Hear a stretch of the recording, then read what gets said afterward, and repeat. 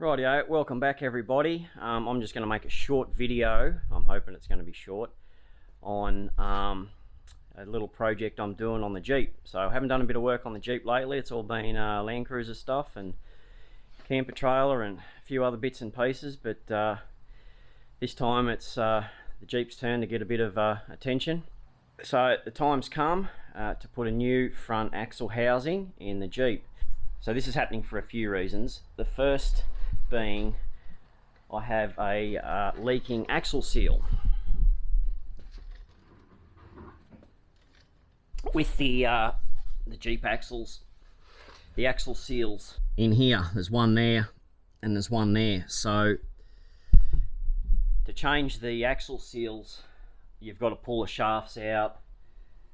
You got to take out the ring and pinion, so it's a major job. So that was another factor. It's, you know, I didn't see much point in doing all that, putting it back into a bent housing. So we're going to go start off fresh, straight from the beginning. So that's one reason. The second reason is the original housing. It's actually got a slight bend in it. It's got a little bit of a smile. Now they're sort of notorious for bending. Now this has been trussed quite extensively, but I think the bend was in it before we trussed it. So it's not huge, but it's probably, you know, a few mil, which is probably not ideal. And the third reason is I think because of that factor, it's got a slight bend in it. I've had to give it a bit more caster than what it's happy with. So normally it's about 4 degrees caster on the knuckle, but I've had to wind it up or back a bit more, so it's got a few more, and that's not ideal for the front drive shaft. So I'm going to kill about 3 birds with one stone here, and I've got a new heavy duty housing to go in. I'm taking the old original housing out, which has served us well. I mean, it's been great. It's been, you know, it's been down to Tassie. It's done 10 years in the high country. It's been up to Yowell 3 times. It's been all over our local area, up in the Brindis. So you know, it's fine, but it's time just to upgrade it a bit. So I'm just in the process of dropping this housing out. And you know, there's a million clips on YouTube on how to do that, so I won't bore you with all the details, but that's it at the moment. So stick around and see how it goes. Oh, and also, you know, it's car's jacked up, nice and safe. Probably looks worse than it is, but that's quite safe.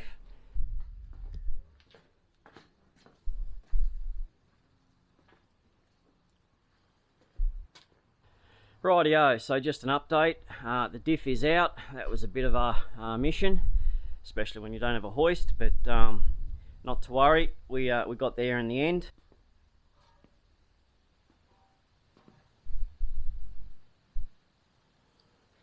Right, so diff's out, knuckles are off, ball joints are out. I'm just gonna take off that track bar bracket, empty the oil, and then that'll be right to go into town to the shop, and I'm going to get the ring and pinion from this axle, because it's sort of pretty brand new, put into the new axle and get the backlash set. So bit of a specialised job. I'm not going to do that myself, so got a guy lined up who's going to look after that for me. He knows what he's doing, and then I'll get it back and we'll put the new one in. Rightio, stay tuned. Rightio, so guess what? I've finally got my axle housing back. Just down there on the floor. Just got the shed door shut a bit there, the sun's in the wrong spot. But anyway, I've got the axle housing back, finally. It's got a new ring and pinion in it. It turned out that I'd actually chipped a tooth on the ring gear at some point in time, so I thought it was better to replace that. So got in touch with a Jeep shop in Melbourne, got a new one. Also got some new just 2 Teraflex heavy duty adjustable ball joints. Had to get those straight from the States. because you can't just buy two in Australia. You have to buy a whole set. I only actually needed one, but I thought I'd buy a pair, so I've got a spare one. But it looked like there was a little bit of damage when they were installed. There's like a little sort of a cup that goes on top of the ball, and it looked like that had been sort of squashed in the wrong place when it was installed previously by another place. So we're going to fix that. I've got it there ready to go. So I've got a couple of days off, so now I'm going to start getting that back in. So finally, I think it's going to be a little bit more work getting it in than it was getting it out, because gravity's not on my side. But you know, got to start somewhere, so let's get into it. So I finally got the housing installed, and it's not lined up yet, but all the control arms are bolted on and the panhard's bolted on. So I'll have to do some tweaking, some measurements when it's sitting on the ground, you know, on its own weight, just to make sure it's centered. But at least it's in. That was a bit of a mission. Definitely easier to get out than get in without a hoist, but we got there. So I've just pressed in the ball joints now, both sides. Next job will be to put all the knuckles back on, get that bolted up.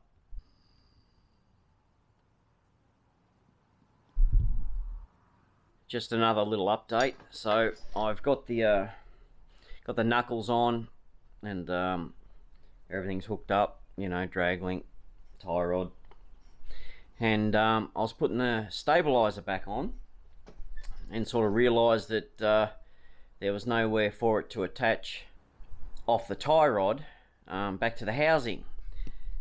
There are some holes on the panhard bracket, but they weren't quite big enough, so I had to drill one of those out and you know, find a bolt and just make sure nothing was touching, so we didn't have any clearance issues. So I've done that, cycled the steering side to side, everything's happy, so it all just fits. Plenty of clearance everywhere, so that's okay. But I guess you expect that when you get a new housing, especially from the States. They do make this for Australia, so the brackets are on the right side, but yeah, just wasn't quite sure about that stabilizer. But anyway, we made that work. Plenty of room there, so that works. Now I've just got to tighten up the ball joint bolts there and attach those knuckles, and then we can get the bearings on and the brakes, and we're slowly going forwards, which is good. I'm just taking my time. This is the first time I've done a big job like this, so it's quite easy, but it's a learning experience as I go. I've replaced lots of parts over the years, but it's the first time I've ever pulled an axle out of a car and put one back in, so we'll keep going.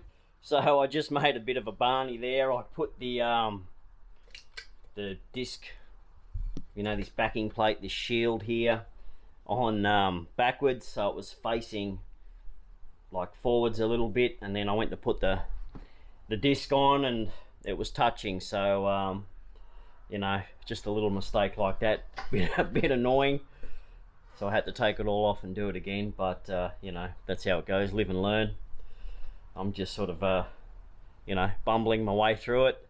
It's been a while since I worked on the Jeep, so I've forgotten a few things, but anyway, that's how it goes, I suppose. We'll keep going. So just a update to where I'm up to at the moment.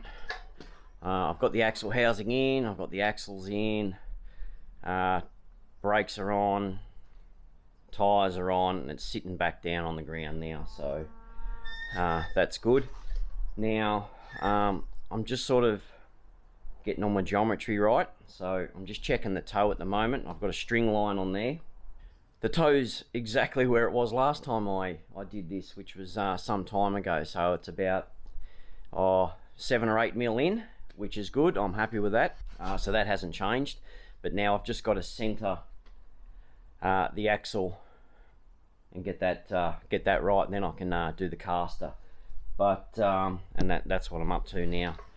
But just on a side note, I did have a bit of a moment of clarity. I was having a think about that stabilizer, and I remembered I've got this special bolt. So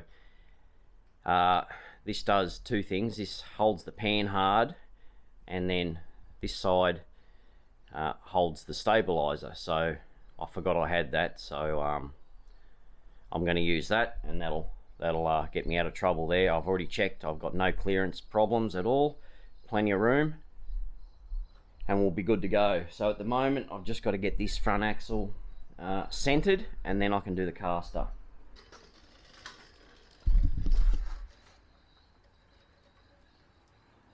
So the time's come. I think I'm ready for a test drive.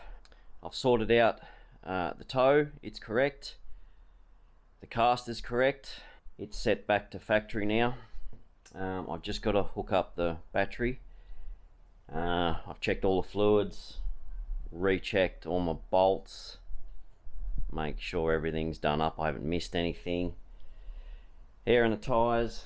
So we're right to go for a test drive and just see how it feels, how it handles. Hopefully there won't be any problems. So just to wrap things up, I've just gotten back from a test drive, went out and did about 40 k's, 50 k's, and it drove really nice. There was no shaking, you know, no bump steer. The wheel was good, didn't no vibration or anything, so everything's lined up and happy. No noises from the front drive shaft, so that's happy on the angle. Everything's set back to factory spec now, so you'd expect everything to be happy, and it was. So I was sort of quietly surprised. It's been sitting in the shed here behind me for 3 months, so it's nice to have my shed back. Didn't have any spare bolts, which is good. Thanks for watching. So I'm just going to pack up now and clean my shed up. I'll see you next time.